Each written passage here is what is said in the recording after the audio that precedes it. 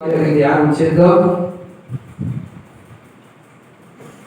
ప్రతి శనివారము మనం కల్వరి కృపా ప్రార్థన మందిరంలో విజ్ఞాపన ప్రార్థన చేస్తున్నాం. ఈ జగవారం గోడల గ్రామంలో ప్రజలకు సురక్షిత ఉండాలని, క్షేమంగా ఉండాలని, రక్షణ పొందాలని. ఎందుకంటే ఇవి అంత్య దినాలు, దుర్దినాలు. చూడండి, 2వ తిమోతికి రాసిన పత్రిక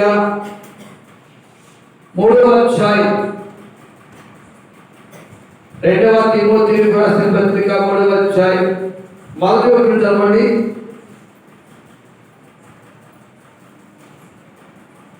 ఇక దొరకలేదమ్మా. 2వ తిమోతికి రాసిన పత్రిక 3వ అధ్యాయం మొదటి వచనం.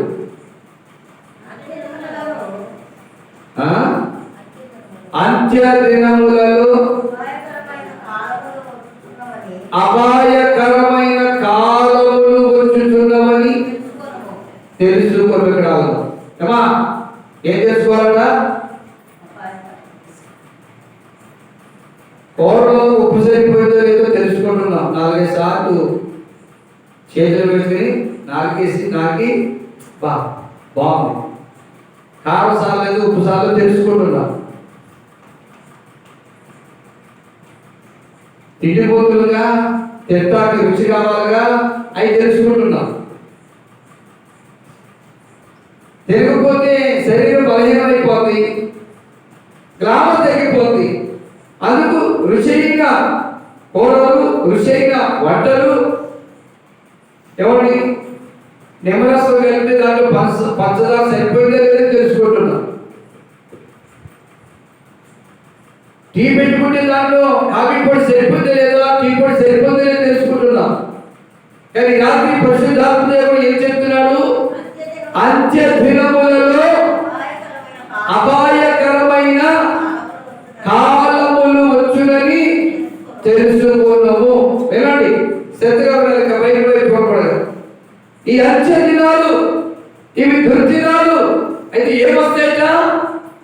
అపాయము వస్తుంది, అపాయము సంభవిస్తుందని తెలుసుకో. అయితే అపాయం సంభవిస్తుందని తెలుసుకొని నీవు అపాయం నుంచి తప్పించే దేవుడు ఉన్నాడని తెలుసుకోవాలి. అపాయము వస్తుందని తెలుసుకొని నీవు అపాయం నుండి తప్పించే దేవుడు ఉన్నాడు.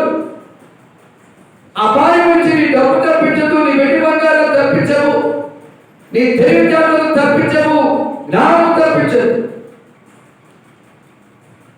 చాలా మంది అంటారు, ఒక్కొక్కళ్ళంతా మరణం ఏంటంటారట. దాన్ని మరణ సంహారపు దూత ఏమంటారు? మరణం ఏదో రీతిగా చంపాలి, ఏదో రీతిగా ఎవరిని చంపాలని మరణ సంహారపు దూత అంటారు. ఆనాడు ఐగుప్తు దేశంలో భక్తి లేని ఐగుప్తీయ ఇంట్లోకి వెళ్ళింది మరణ సంహారపు దూత. దేవుడు సేవకులుగా చెప్పినట్టుగా పెద్ద కుమారుడు చంపేసింది. ప్రతి ఇంట్లో పోష. అది కేవలం భక్తిహీనుల ఇంట్లో మాత్రమే ఆ గోళ, గందరగోళం, పోష, ఆ వేదన, దుఃఖము, కన్నీరు కలిగింది. దేవుడు చెప్పినట్లు ఎవరైతే చేశారో ఆ గొర్రె పిల్లను వధించి ఆ రక్తం, ఆ గొర్రె పిల్ల యొక్క రక్తం దర్వాజాలకు, ద్వారబంధాలకు, ఆ తలుపులకు నిలువుగా, అడ్డముగా ఆ ముద్ర వేశారు. ఆ ఇంటిలోనికి ఆ మరణ సంహారం దూత వచ్చే అవకాశం లేదు, వచ్చే అధికారం లేదు. కారణం దేవుని మాట. మరి ఎంతమంది దేవుని మాట వింటున్నాం? మనం ఎంతమంది దేవుని మాట నిలబడుతున్నాం? దేవుడు మోషే ద్వారా ఇశ్రాయేలు చెప్పాడు, ఇశ్రాయేలీయులారా, ఈరోజు ఘోరమైన రోజు. గొర్రెపిల్లను వధించి, ఎవరింటికి వాళ్ళే గొర్రెపిల్లను వధించి ఆ రక్తము నీళ్ళను పట్టి ఆ దూరబంధాల మీద, తలుపుల మీద నిలువుగా అడ్డంగా గుర్తు వేయండి. ఆ గొర్రె పిల్ల రక్తం ఏ ఇంటి మీద ముద్ర ఉంటుందో ఆ ఇంటిలోనికి మరణ సంహారం దూత రాదు. దేవునికి స్తోత్రం చెప్పండి. హల్లెలూయా.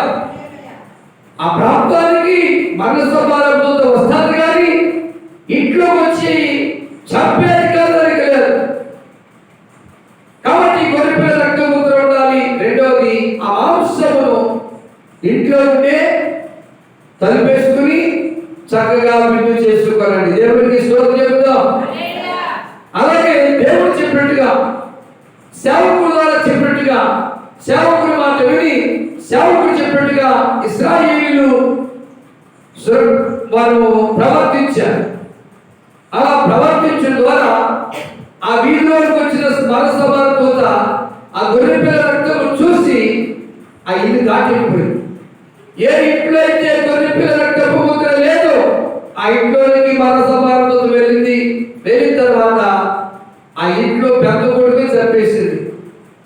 తల్లి చూసి ఏడ్చింది, తండ్రి చూసి ఏడ్చారు, బంధువులు చూసి ఏడుస్తున్నారు. ప్రతి ఇంట్లో గొర్రె పిల్ల ముద్ర లేని ప్రతి ఇంట్లో కూడా ఏడుపు. కారణం ఏంటంటే అపాయం రాబోతుంది. ఆ అపాయం నుంచి తప్పించే ఈ పని చేయండి అన్నప్పుడు వాళ్ళు చేశారు. అపాయం నుంచి తప్పించబడ్డారు. కాబట్టి ఈ రాత్రి పరిశుద్ధాత్మ దేవుడు చెప్తున్న మాట ఏమిటంటే, అంత్య దినములలో అపాయకరమైన కాలములు వచ్చునని తెలుసుకొనుము.